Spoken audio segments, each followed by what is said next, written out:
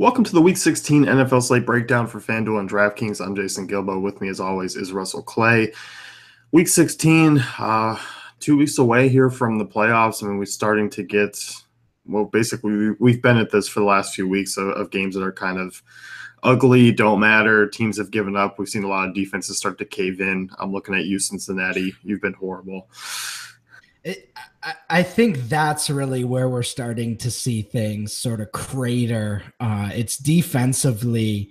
Some of these teams, I mean, especially like Seattle last week, just stood no chance because of all the injuries they've sustained.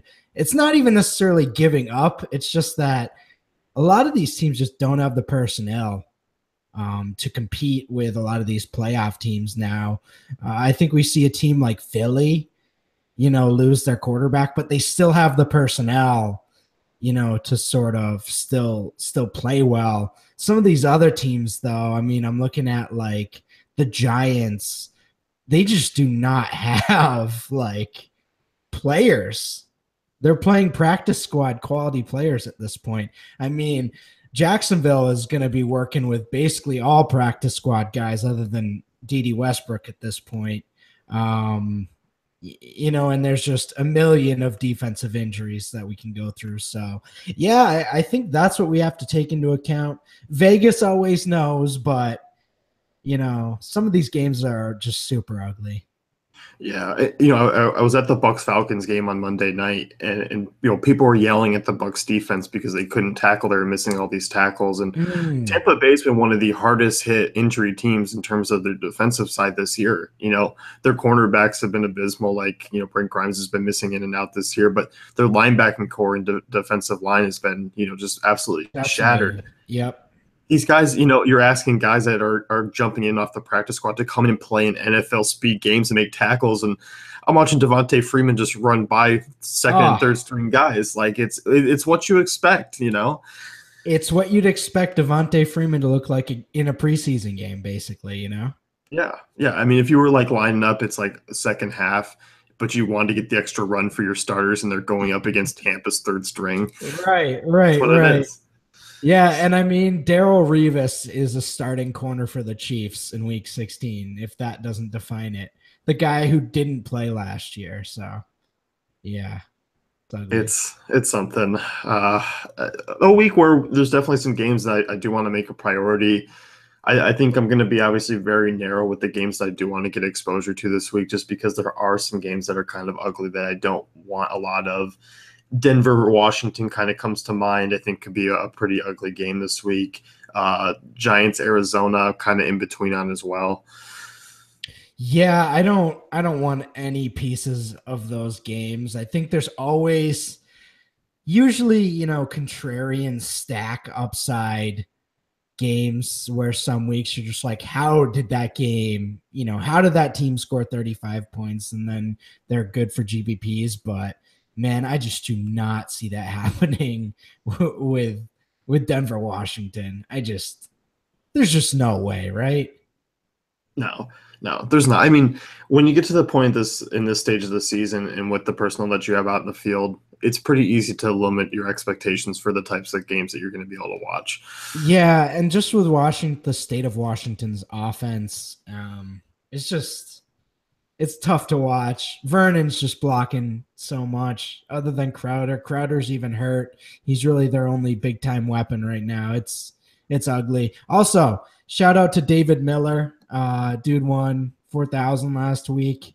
So that was pretty cool. He threw that in the comment section. If you ever hit big wins and it's purely because you listen to us smart people, then you should definitely, give us that credit. That's all I'm saying, No, but back to serious. Congrats to Dave. It's a big hit.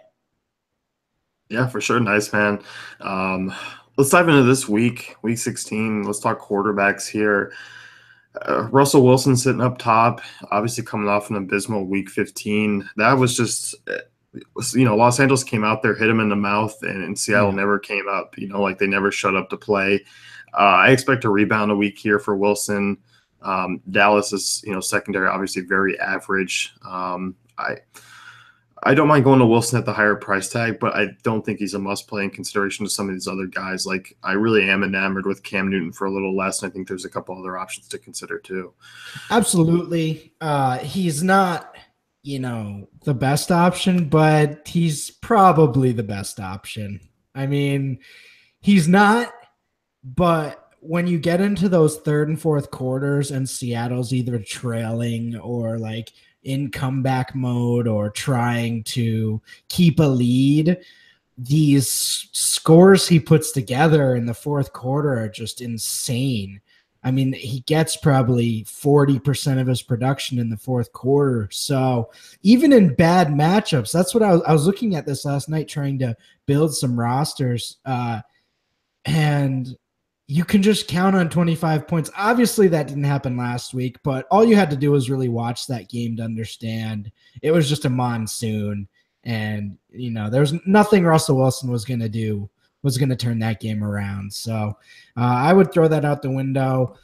Did well against Jacksonville a few weeks ago, even in a blowout, even in a game where he struggled with interceptions, still scored 24 FanDuel points. So, I mean, I say you just plug him in for 25 points. And like you mentioned, though, Cam Newton sitting there, cheaper, looked great the last few weeks, has some decent options sort of opening up, and plays a really bad Tampa defense that we were just talking about.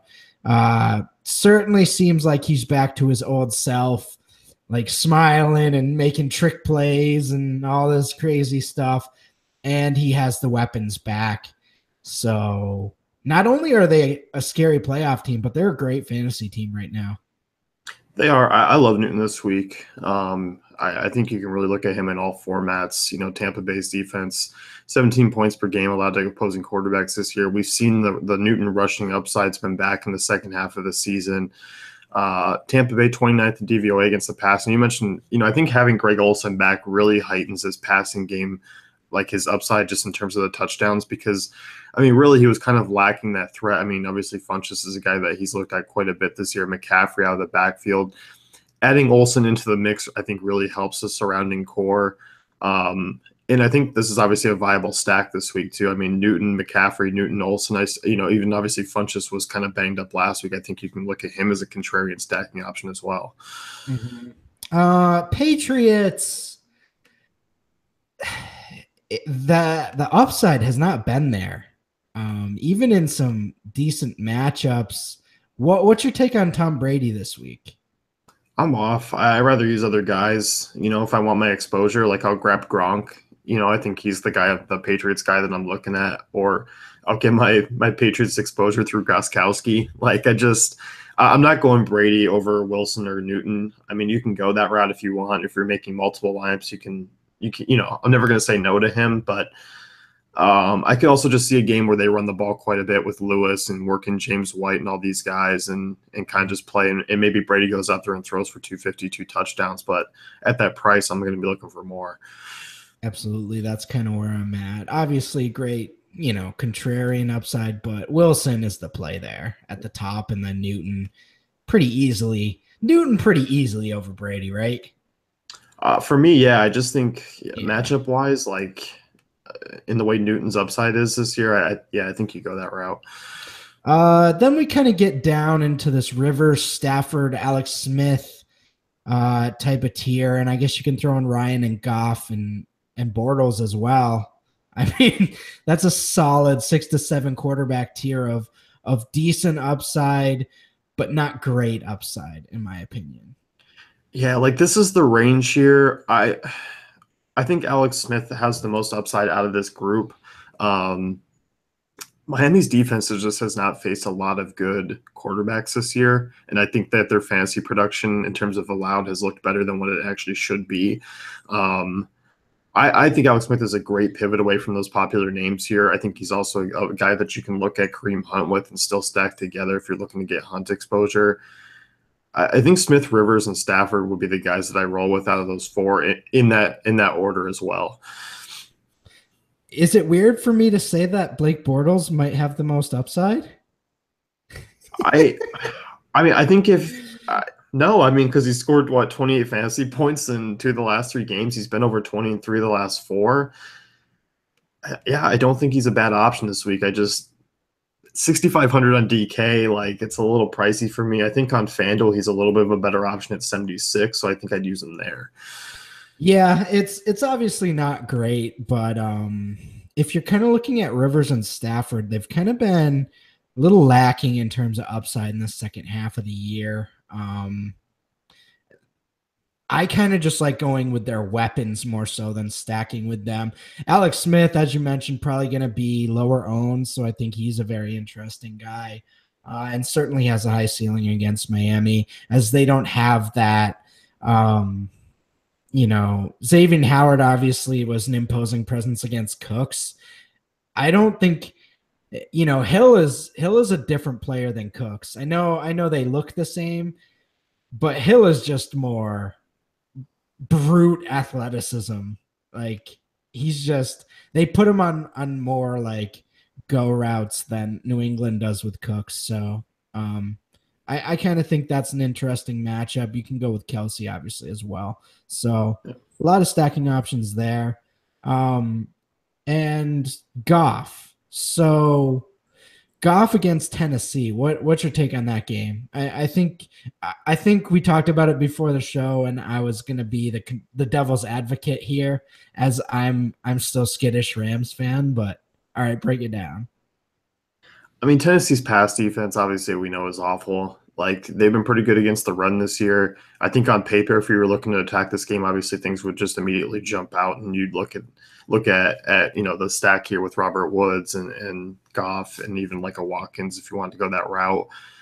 Um, I like Goff this week. I wish he was a little bit cheaper, but I like him here. You also look, I mean, Tennessee really does struggle with pass catching backs. They're bottom three in terms of DVOA. They are allowing over 50 yards per game. So I think that's where Gurley can still get a lot of his damage this week.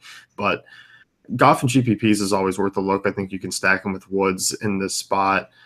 You mentioned, Tennessee just kind of grinds out these games. We've seen them kind of take these long drives that end up ending in suck up field goals, so the games don't look as pretty. That does worry me a little bit here, but I think this Rams offense just has reached their peak in terms of production. So through a 15-game sample size of what this Rams offense has done, I'm still going to be trusting it here. I can't believe Mariota this year. I am so disappointed. He looked fantastic last year. I wonder if it's just injuries, but the way they're using him and the way he's playing, it just does not create good game flow most of the time unless someone's blowing them out. So there's certainly a viable chance the Rams just go in there and destroy them. But I don't know. I definitely am getting some exposure, but I don't want to deal with the freaking Titans, man. Then we kind of get down to Dak, Tyrod, Mariota, as mentioned, Cousins, Winston. Are you looking at any of those guys? Like I'm trying to offer up a cheap quarterback this week, and I can't get excited about anyone. I think you could possibly take a look at Mariota again. Like he's still fairly cheap. I know a lot of people might look at Eli Manning, given the fact he put up 31 fantasy points last week. Like he's only 5,200 on DK. I mean, you can make the case for him. He's below 7K on FanDuel. Like I don't hate the idea. If you're kind of looking to stack with the running backs and stack wide receivers to take a shot on like a Manning or Mariota or Winston here this week. Can I read the Bengals' last 10 opponents? Well, Ready? I know 5 or 6 of them because I put out a tweet yesterday with what quarterbacks they've faced in the last 5 weeks and how bad those 5 quarterbacks actually are and how much fantasy points they gave up. Yeah. So I think this is actually a good season for the Bengals because it finally forced Marvin Lewis out. They had a brutal schedule this year. Pretty much the who's who of everything bad for your offense. So I don't necessarily think that makes Dalton a play this week against, sort of a mediocre Detroit secondary, but it's kind of one of the easier matchups they've had in quite a while. So I don't necessarily think he's in play, but I do think you can at least think about it. And so for paying down, I actually do think Trubisky's in play with his rushing ability, with sort of Chicago having to move the ball. I do think he could get you 15 in a good spot. So if you're really trying to save, he would be sort of a guy I would look down to. But I mean, that's if you really want to get, another $1,400 bump up at a spot, and you really think it's optimal. So Yeah, I kind of like that call. Like he's only 4,700 on DK. yeah. He's aired it out the last 2 weeks, 46, 32, 15, 33. You mentioned the rushing potential, like he's getting a couple rushing attempts per game. Yeah, I could see one or two touchdowns here and at 4,700. Like I don't think that's the worst move on DK Right. or even FanDuel. I mean, at his price. It's not great, but it's not bad. No, I think with the lack of value quarterback, like we've kind of had some lucky cheaper quarterback. We're not going to get Nick Foles this week throwing 4 touchdowns at 6K. We're not going to have that. But yeah, I don't mind it. Mm-hmm. All right, so let's do some running backs here. This is a loaded week at running back. There's about 5 or 6 guys in the top that I really like. I'm going to be spending up here. I think this is a week that I'm not sheeping out at. Yeah. So for FanDuel purposes, I look at Kenyon Drake and Devontae Freeman as the line of demarcation. I don't know what that means, but I think it means like where you don't want to go lower than. Is that true? Yeah. I mean, I think to a degree. Deion Lewis is right there, 6,700. I think he's in play this week with no Rex Burkhead, who's just been annoying. Mm-hmm. Joe Mixon, 6,100, as long as he clears. We look at Detroit, 6 fantasy points allowed to running backs this year. I think that's a little bit of potential for Mixon to hit value there. I love the Mixon. No, I was asking what does line of demarcation mean? I don't know. I don't know, but I'm gonna talk about Gurley this week. All right, something about Spain and Portugal apparently. Anyway, yeah, all right, yeah, I screwed this up, so you can just go in your order now. Let's go as far as the top. Todd Gurley obviously coming in as the most expensive back this week. I think it's a fair price tag that you can pay. I think obviously he's going to be popular. Tennessee's run defense, obviously on paper, isn't going to stand out to anyone here. They're top 10 in terms of DVOA. They're, top 5 in terms of fantasy points allowed. But Gurley's working the passing game. The fact that he's still going to see 25 touches, like I think you can go here. But I think you can also save some cash because like guys like Ingram, Hunt, Zeke, Fournette, McCaffrey are all kind of 1,000 to 1,500 cheaper too. And I think there is some similar upside plays. Oh, he's so good. Oh, like it's opening the runway. That's all Los Angeles has to do. Give him just a little lane and he's just a monster. It's amazing. Yeah, I think he is still a pretty solid play and a guy I'll be getting exposure to, especially over McCoy. But then you kind of look at like Kamara. I think you just fire away with him every week, regardless of matchup at this point. I mean, first week back from concussion, it just seemed like right back to what we were getting before. So him and Ingram, I mean, I think you just play him every week, right? Yeah, I mean, I'm going to be getting exposure to a ton of Kamara here. You saw 7 targets last week. Obviously, we can't use the ATL game as a sample size because he left early. I think you can play him and Ingram together in lineups. I think they have a safe floor in this matchup, both of them, because obviously Atlanta, they're not a bad run defense, but they also do struggle against pass catching backs. Mm-hmm. New Orleans at home, just completely different offense here. I just think they're going to produce a ton this week. Yeah, I mean, for me, it's Gurley, Kamara, Hunt, in terms of the top three running backs up top for me. And then I'm going to be obviously looking to kind of sprinkle in some of the others, like an Ingram and Zeke and Fournette if he's fully healthy. And you left out the one man who always seems to get left out of Is that Melvin? every good running back conversation. And to be fair, he's not probably very good at being a running back. But you know what? He gets 25 touches a game. And if you've been watching, folks, Austin Eckler starting to make those rookie mistakes. Every week he gets one or two of those plays where the color guy just goes, oh boy. Oh, what a rookie mistake. They'll be looking at that in the film room this week. And it's like, yeah, they will, won't they? Actually, I think he broke his hand last week. So I should not be joking around like that.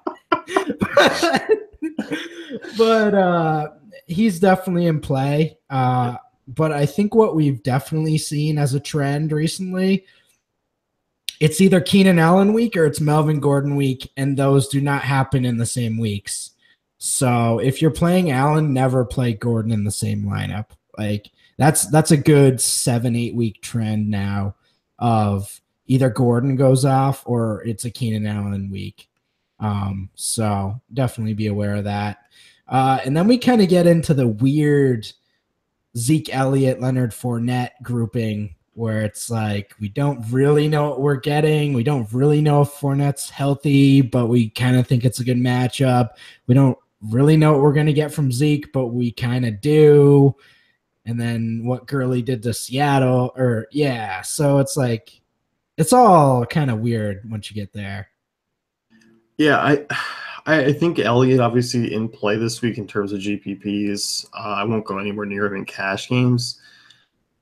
If he ends up becoming popular, like 15% popular, I don't think I'm going to be going there because I think I'll just rather go to Melvin. I think Melvin will be the lowest owned of those guys. And I think Fournette could obviously draw lower ownership as well, especially if he has another limited practice or a setback or something. I know he was a full participant yesterday, but he's definitely in play for me this week. I think coming in like 7,500 on DK, like that's a nice price tag for him. He's only 81 on FanDuel. It's a little bit cheaper than some of those other guys. We saw him before he sat out week 15. I mean, back-to-back strong weeks with 2 touchdowns, 160 yards. He's still getting like 13 targets in the passing game over the last 3 healthy weeks. Like the workload's still there when he's on the field. Mm-hmm. This is a loaded week at running back. Yeah. So I think you have to be aware of that. If you're really trying to dive down at running back, there's going to be, especially in tournaments, teams where, there's going to be 4 or 5 running backs getting 20 points. So be aware of that when you're trying to dive down to DeMarco Murray, because eventually that's where we all end up at Sunday night at 2 a.m. And you mentioned diving down. Diving down to me this week is to Jordan Howard, Devontae Freeman, Christian McCaffrey, Deion Lewis. And Drake. Yeah, Drake, Mixon. That's diving down. I'm not diving down to the Theo Riddicks. No. Duke Johnson's questionable this week, but he would be the only guy that I maybe drive down to on DraftKings because he is used in the passing game quite a bit.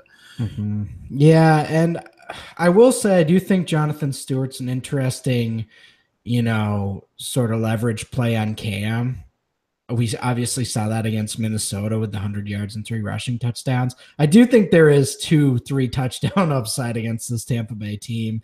And then, you crush Carolina's passing game if that happens. So I definitely like Stewart in that sense, but he's nothing more than, 1 or 2 and 30 lineups type guy. Yeah, I'm with you. I just think, really, there's nothing down here that really gets me too excited. You can maybe take a shot on Samaje Perine, I guess, because the workload's going to be there. He's at home. Denver's defense obviously isn't anything spectacular in the second half. I guess if you're looking to punt, but it's not a week that I'm really looking to do that with. We don't really need to break down McCaffrey. Everyone kind of knows what he is at this stage and what Tampa Bay is. Jordan Howard against Cleveland. We've all seen the Jordan Howard games this year. If you play him, that's kind of what you're hoping for. That 24 carry, 130 rushing yard type game. He's had a few of them this year. So, and then Kenyon Drake has just been fantastic. So, and we saw last week, even in comeback mode, he's going to be utilized. So they don't really have anyone. Sonoris Perry is really a guy that Miami pretty clearly does not want to get on the field. So, that's just feature status. So that's that. Yeah, I'm with you. Yeah, I think really when it comes down to it, I'm going to try and limit my core towards the end of the week with these guys, but it's hard, man. There's 8 viable running backs this week that I think can be huge options and score 20-plus fantasy points. Like, that's not something I've said I don't think this year. No, definitely not this year. Let's move on to a wide receiver. I'm going to be trying to kind of focus in this mid-range, but I do think some of these top options you can't get exposure to this week. I'm a little bit worried about Atlanta here. Julio Jones, Mohamed Sanu, both banged up coming into this week. On the road against New Orleans, and their secondary that's been pretty solid this year. Are you going to get some exposure here? We were talking a little bit about Julio before the show. No, not one. And if he goes for 300 yards, then he goes for 300 yards, and that's going to be how it is. But, man, I've just seen enough of this. I have seen enough of 3 catches for 54 yards. I have seen enough of that from Mr. Julio Jones. I think he's just hurt. 8 targets against the Buccaneers. I just think he's hurt, man. There's just no other. I just don't want to deal with it. I don't want to deal with it. When I put Julio Jones in my lineup, I want 20 points.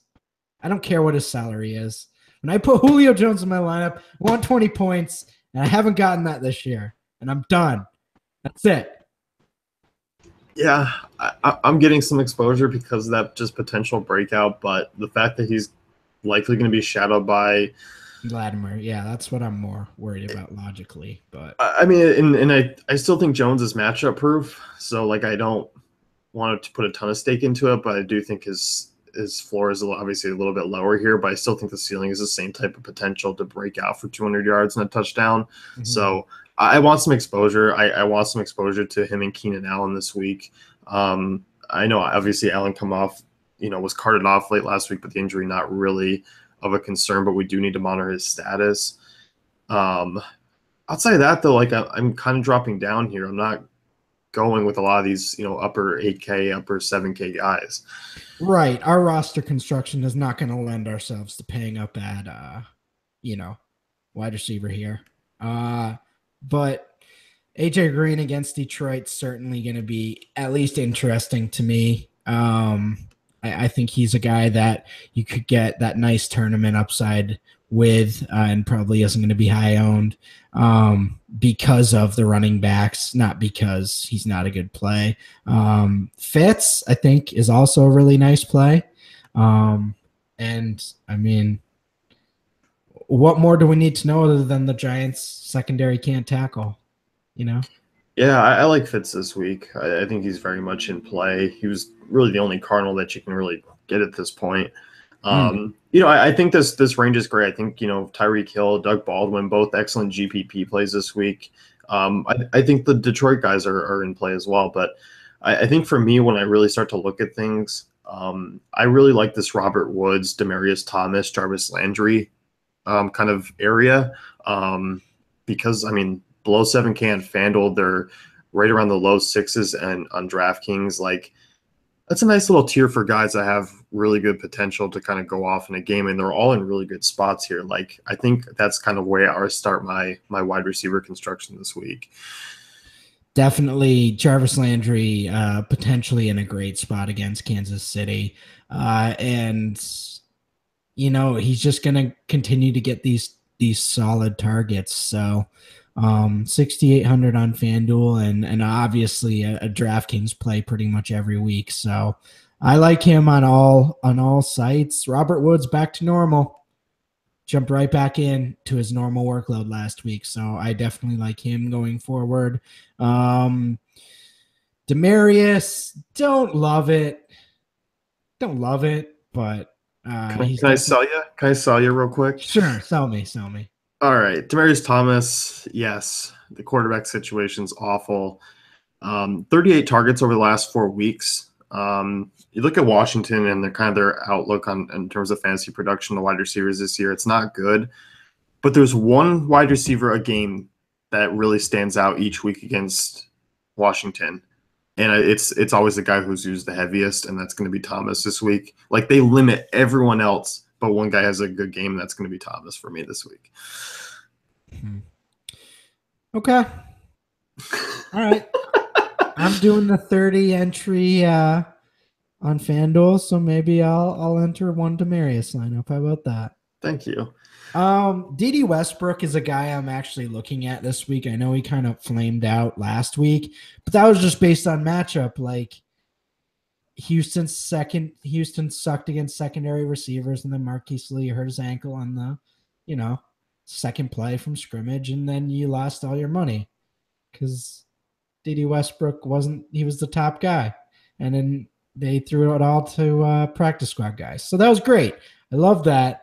But this week against San Francisco, I think they're going to game plan Westbrook as the top receiver all this week. I don't think Lee's going to play. I'm pretty confident in that. Westbrook could have a big game. Yeah, I'm looking at Westbrook again. He was super popular last week. I'm not afraid to go back to the well here after only seeing 2 targets. Huge price difference between the sites. He's 5,900 on FanDuel. He's 61 on DraftKings. I think he's in play, but he's a little bit pricey. I think you can look at Keelan Cole here. I mean, obviously he's touchdown in 3 straight weeks. He's pulling a Robbie Anderson, but he saw 9 targets last week and against a bad secondary in San Francisco. Like, I'm going to be looking at both Cole and Westbrook for some value, and I think it's kind of more site dependent. Definitely. I think we saw LA kind of shut down the Seahawks sort of deep threat receivers last week. I think we're looking at that again with Rashard Matthews. So I think we kind of fade him. Kenny Stills, I mean, he's always up for one of those random big games, but I don't think you need to go in that direction. Ted Ginn, Travis Benjamin, I don't think you really have to look at those types of players. I think you just go down to Cole and stuff like that, Yeah, I mean, I think the only way I can get behind Chargers wide receivers is just if Allen for some reason doesn't play this week. I can make a case for more of Benjamin. I can make a case for Tyrell Williams, but yeah, I mean, these are kind of the guys that you're looking at down here. I think you can take shots with guys like Paul Richardson. Stills. I think they're viable GPP options. I won't say no to them, but they're not my favorite on the board here. And I do want to mention Adam Humphries this week. OJ Howard banged up, Cameron Brate banged up, Deshaun Jackson banged up. Humphries at bare min on 3K if you're really looking for a deep salary relief, could get some targets this week. Panthers have also allowed the most fantasy points to wide receivers over the last 5 weeks. That is something to note, but at 3K, I mean, he's kind of a play if you really, really need him. Hey guys, don't play Jaden Mickens. Don't do that. Don't play. Like, he's 5,200 on FanDuel. Do not play Jaden Mickens. That is enough of that.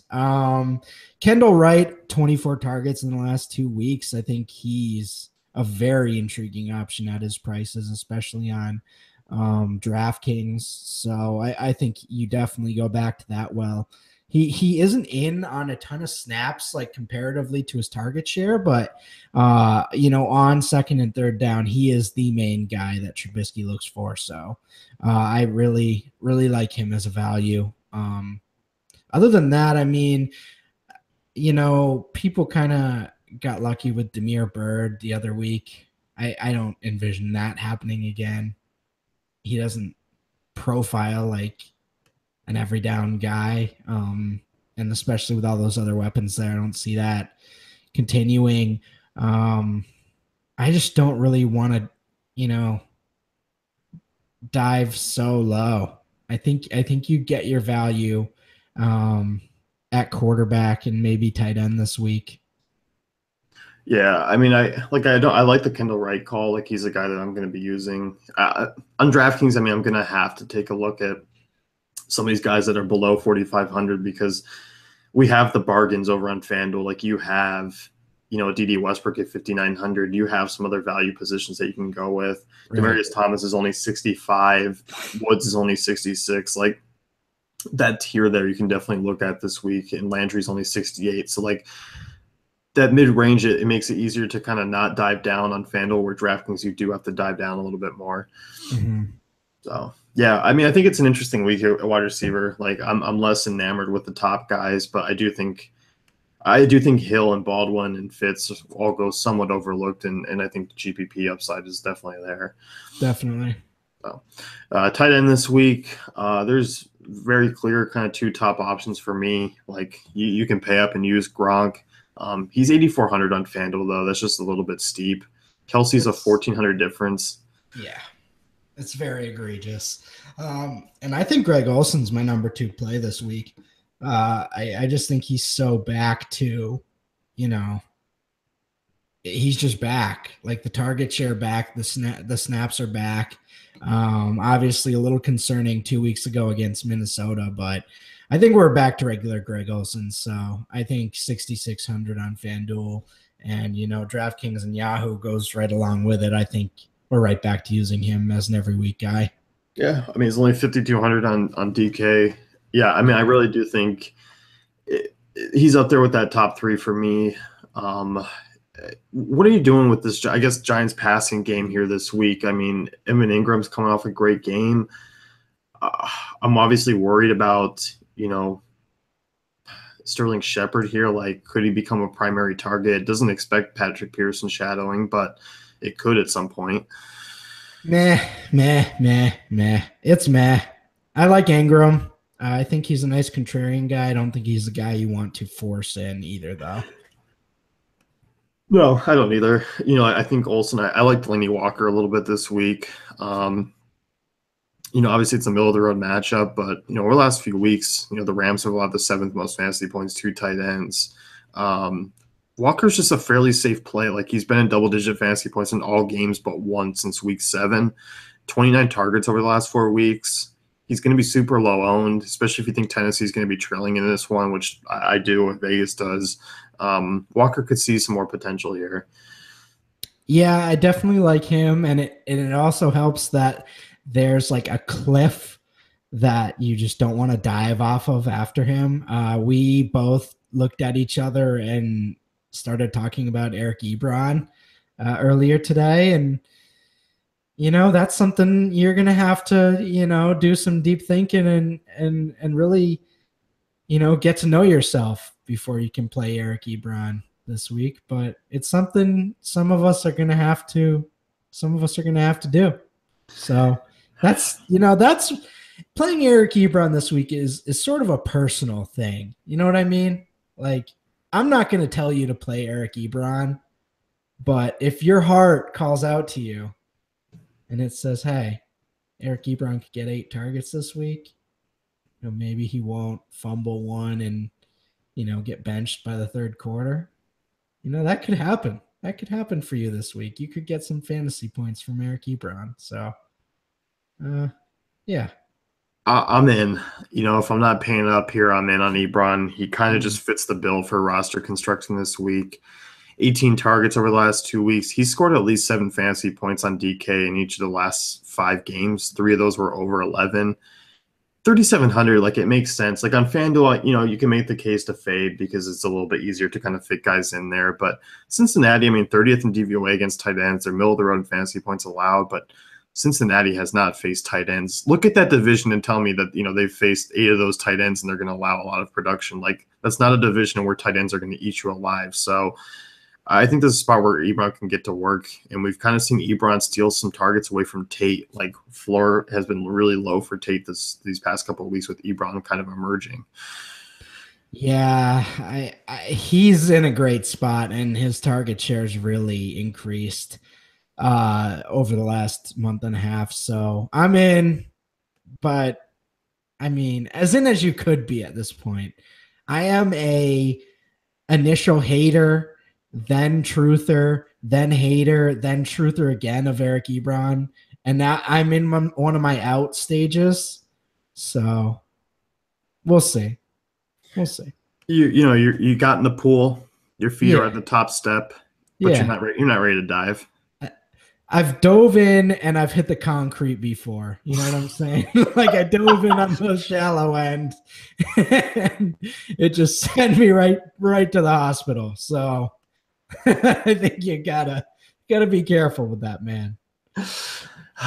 Anyone else a tight end that you're looking at here this week? Not really. I think you kind of said it best. If you're going down, it's Ebron, but if not, you're kind of looking at Olsen, Ingram, Walker. Yep. Kicker, talked to Denny this week. Obviously, he was looking at Zerline. We got that news that he's going to be on IR. But I think obviously with Bucker and Prater and Gostkowski kind of in this top range, those are the guys that I'm kind of keying in on. And then Lambo's my cheap guy at 4,800.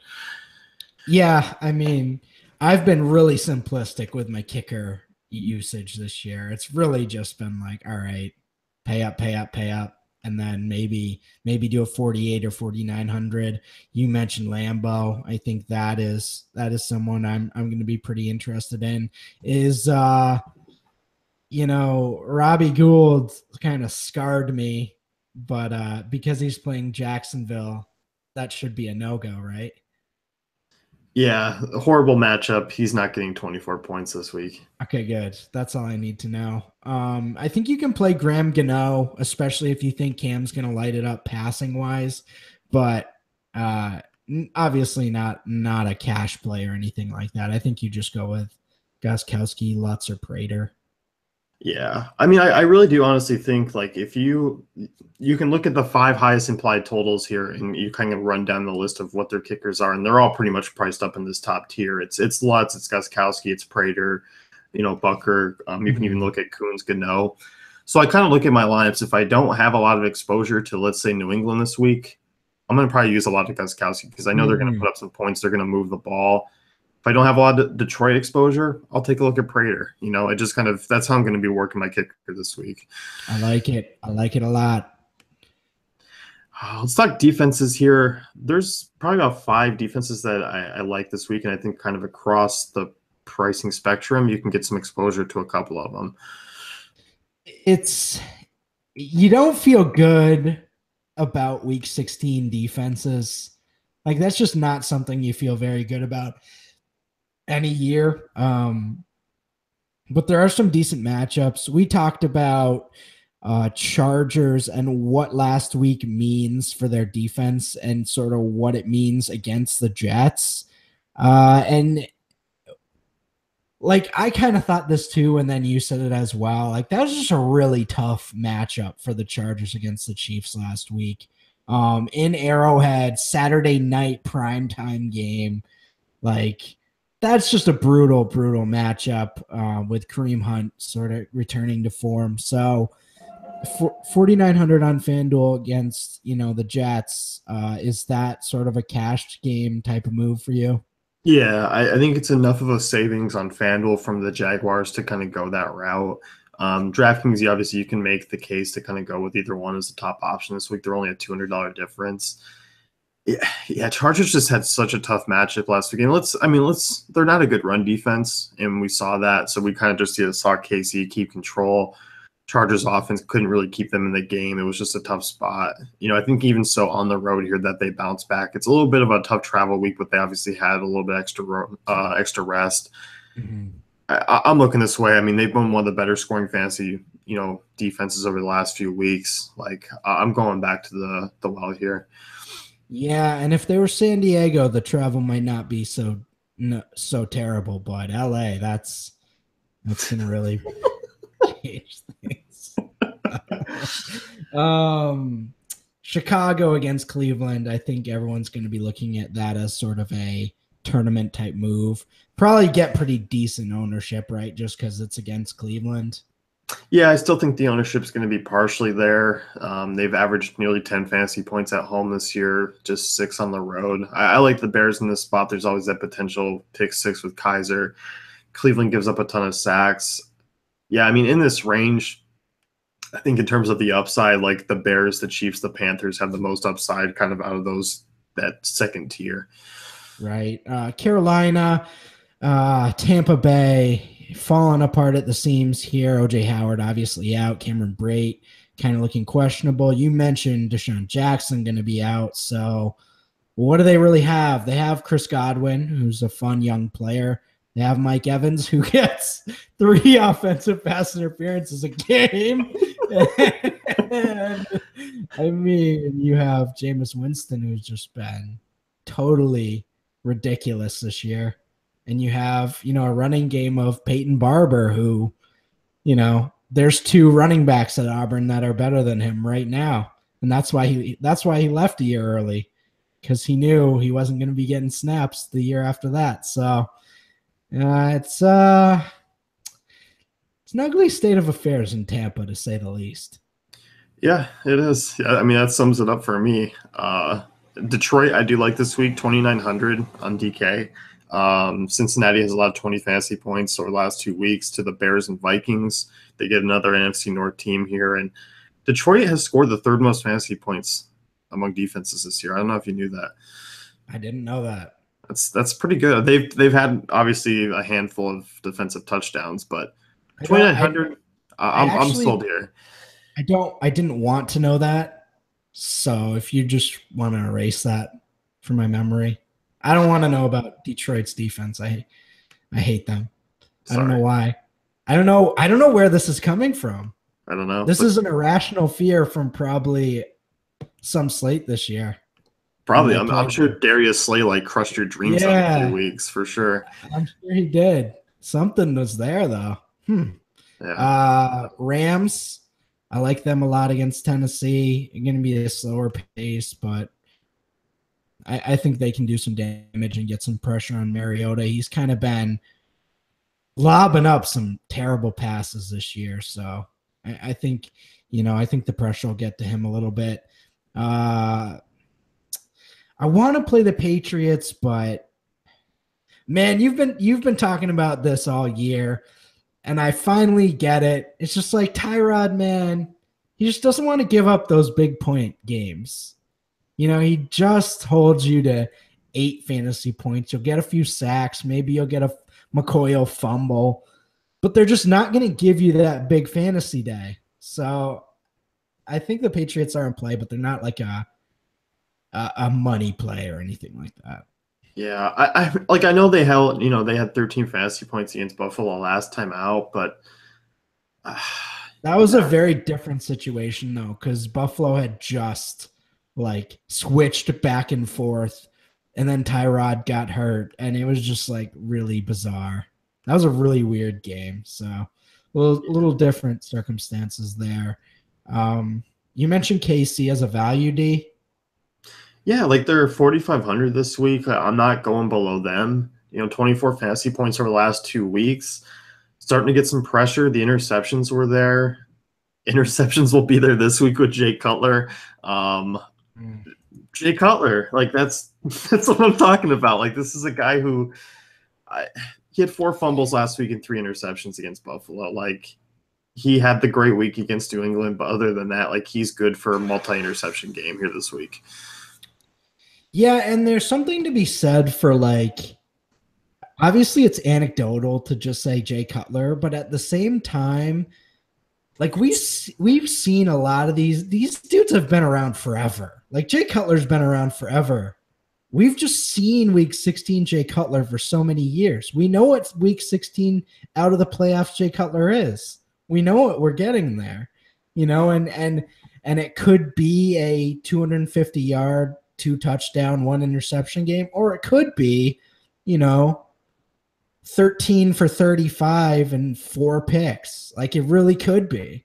So, I mean, I like the Chiefs here. Should be lower owned. Miami 16.75 implied total this week, 2nd most fantasy points per game allowed to defenses in the last 5 weeks. I don't know. I mean, I like Landry. I like, Drake. I still think they're very much in play. I like some of these defenses where I still think 1 or 2 guys are in play on the other side. I'm looking for the pick six. I'm looking for the special teams touchdowns this week because I think we're going to see kind of actually a few. Mm-hmm. Yeah, and I'm all set below them, you know. All right.